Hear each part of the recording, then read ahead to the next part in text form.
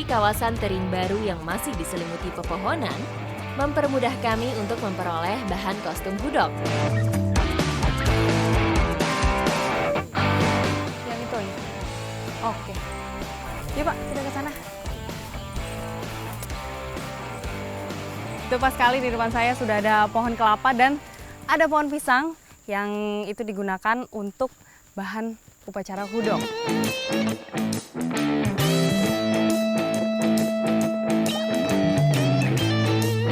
Kostum hudok memanfaatkan dedaunan segar.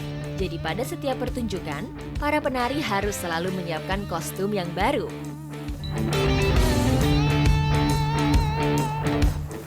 Kelihatan nih kalau pohonnya itu jarang dinaikin. Makanya kanan kirinya banyak daun-daun yang sudah kering yang harus kita bersihkan dulu. Pak, ini tarik dikit lagi, Pak. Yuk, kita tarik yuk.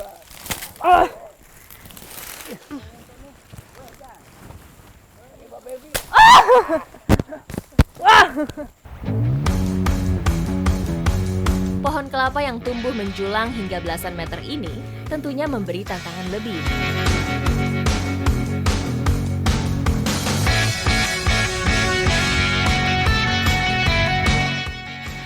Meskipun memang kelihatannya mudah, tapi butuh orang khusus nih yang bisa naik ke atas pohon. Karena pohon itu kan pohon kelapa yang tinggi sekali. Nah, bapaknya udah mulai potong di atas. Ini nanti digunakan untuk rambut hudok. Aman sudah, Pak?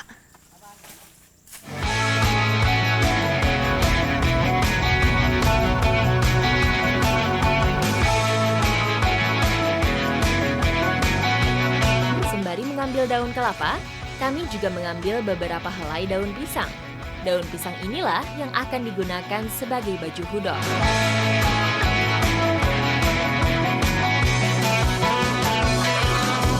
Tadi kita nyari daun kelapa, dapat bonus kelapanya. Nggak afdol kalau nggak diminum bareng-bareng. Lumayan ngisi energi. Ayo, Pak!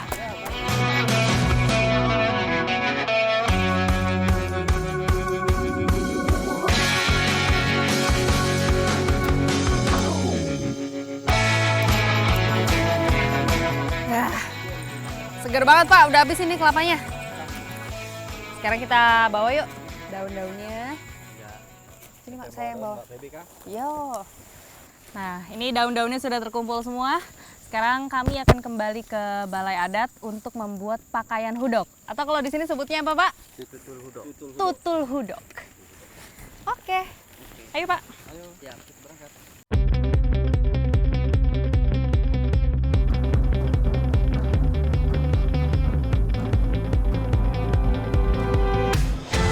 Sebelum merangkai kostum hudok, saya mendapat kejutan dari warga Dayak Bahau.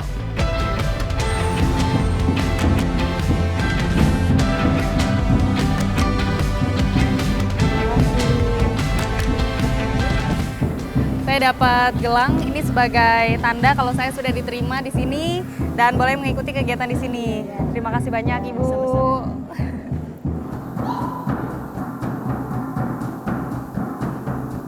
Kostum hudok terdiri dari berbagai bagian, mulai dari topeng kayu berhiaskan bulu enggang, bagian rambut, hingga baju.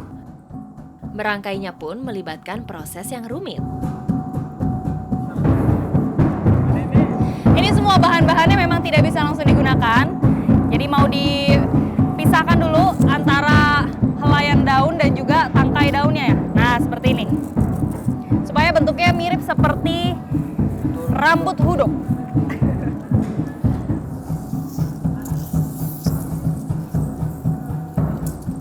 Dedaunan ini dirangkai dengan tali yang dipasang sesuai ukuran tubuh penari.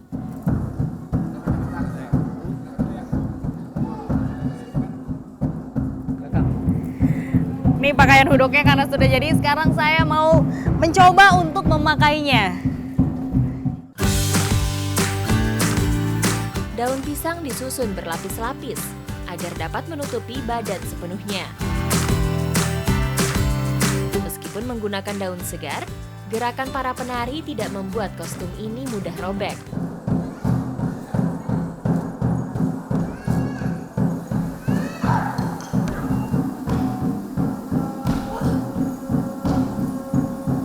Ini memang luar biasa experience-nya. Yang pertama ini panas, Dan topengnya ternyata berat. Bahkan dia harus ada yang digigit supaya topengnya itu tidak jatuh. Nih di bagian di sini. Harus saya gigit kuat-kuat.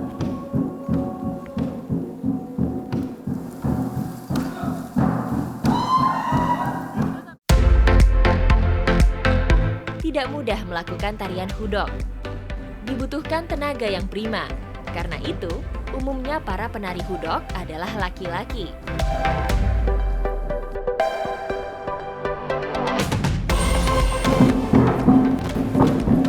Dari tradisi hudok ini saya belajar keselarasan antara manusia dan juga alam. Makanya budaya seperti ini harus selalu dilestarikan.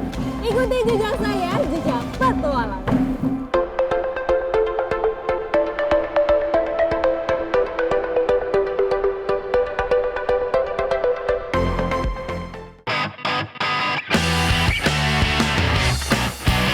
Tak salah bila Sungai Mahakam disebut sebagai sumber kehidupan masyarakat Kutai, termasuk di Kecamatan Tering, Kabupaten Kutai Barat, Kalimantan Timur. Mengalir sepanjang 920 km, penampakan alam inilah yang menopang para nelayan sungai memperoleh mata pencaharian. Sungai Mahakam menjadi habitat bagi ikan air tawar. Nah, ekosistemnya yang masih terjaga ini cocok untuk budidaya ikan di keramba. Nah, sekarang saya mau ikut proses panennya. Ikuti jejak saya, jejak petualang.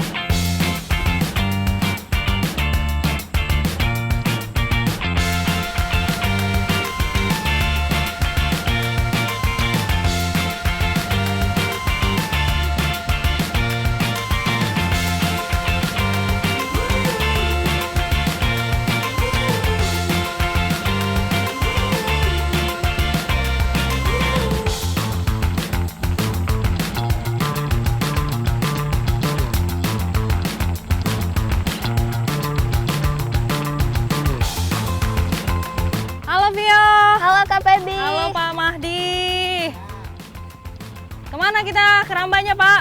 Arahnya? Oke. Siap berangkat ya.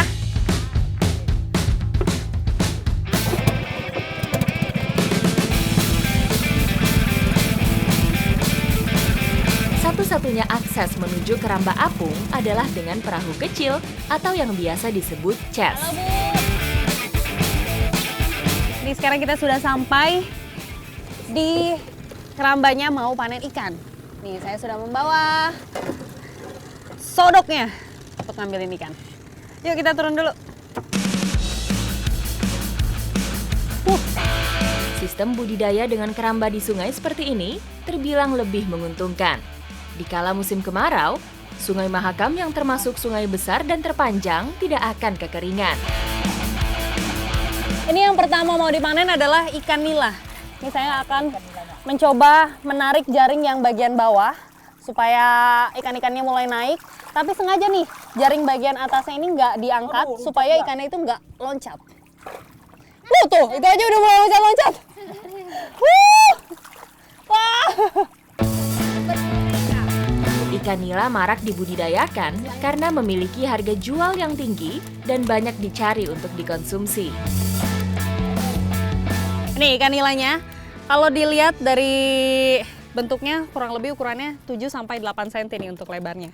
Dan 1 kilonya itu bisa 3 ekor ya Pak, kurang lebih. Ada sekitar 3 ekor untuk 1 kilonya. Ikan dipelihara dalam keramba selama kurang lebih 4 bulan, hingga akhirnya dapat dipanen. Ikan-ikan di sini memang harus dijual dalam keadaan hidup, makanya barusan ini dikasih oksigen terlebih dahulu. Untuk menjaga kualitas dan kesegarannya, pengepul di sini hanya menerima ikan hidup.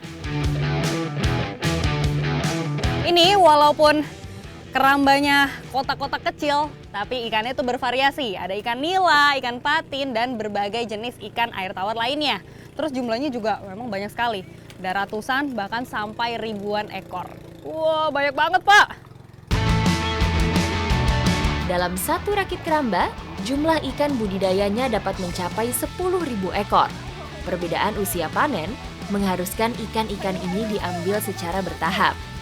Sistem panen bertahap juga dinilai lebih menguntungkan karena nelayan bisa mendapatkan hasil secara bertahap sesuai dengan kebutuhan yang diinginkan. Wah, ini lumayan berat juga. Ini kira-kira ada berapa kilo, Pak? Saya tadi nyodoknya ini. 10 nih, Kak. 10 kiloan ada pantesan. Langsung berkeringat ini. Patin merupakan ikan yang terbilang rakus dan pemakan segala. Bobotnya pun tidak main-main. Ikan asli dari Asia Tenggara ini juga banyak dibudidayakan di Keramba karena memiliki nilai ekonomis yang tak kalah jika dibandingkan dengan ikan nila. Berbeda dengan ikan nila, kalau tadi 4 bulan baru bisa dipanen. Kalau yang patin ini sekitar 8 sampai 9 bulan baru bisa dipanen juga. Nah, dari beratnya juga berbeda. Ini satu ikan bisa berapa kilo ini, Pak? Beratnya kira-kira? Beratnya kalau dipanen. 1 ekor? Gitu. Ya, Itu setengah kilo itu. 1 ekor aja setengah kilo. Oke, Pak, lanjut lagi ini. Sembari kami memanen ikan, di kejauhan nampak pemandangan yang tidak biasa. Di sini jenis kerambanya memang keramba apung. Itu makanya karena posisi airnya lagi pasang, dipindahkan ke agak pinggir supaya posisi tali yang mengikat kerambanya itu tidak putus. Nah, ini didorong ke pinggirnya juga unik, pakai chest atau perahu. Setiap rakit keramba di sini tertambat dengan seutas tali untuk mencegahnya supaya tidak hanyut terbawa arus. Ini keramba yang ada di sini, gantian mau ikutan didorong juga. Tuh, chestnya sudah siap untuk mendorong. Ayo Pak. Para nelayan Sungai Mahakam biasa membangun pondok sederhana di keramba apungnya untuk mempermudah pemantauan.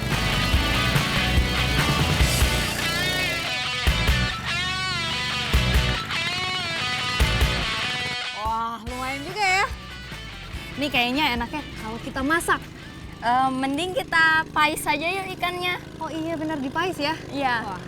Aku dan Vio sekarang akan pais ikan patinnya. Kira-kira seperti apa? Ikuti jejak saya, jejak petualang.